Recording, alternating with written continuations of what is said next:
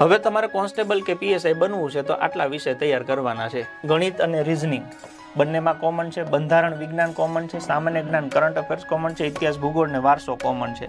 એટલે આટલું તો તમારે ફરજિયાત કોન્સ્ટેબલ કે પીએસઆઈ બંનેમાં કરવું પડે. એટલે જે વ્યક્તિઓ બંનેની તૈયારી કરતા હોય એને પહેલા આ વિષય કરવા.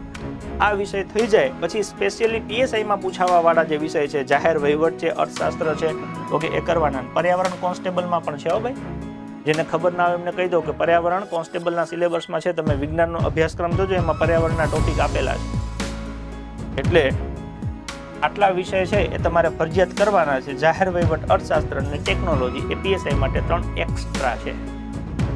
હવે આ વિષયો તૈયાર કરવાના છે. ઘણાને આવડતા હશે, ઘણાને નહીં આવડતા હોય, ઘણાને થોડું આવડતું હશે.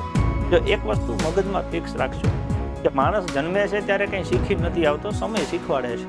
તમને કોઈ પણ વિષય અઘરો લાગતો હોય તો એ વિષય તમે શીખી શકો છો. એના માટેની એક કન્ડિશન છે.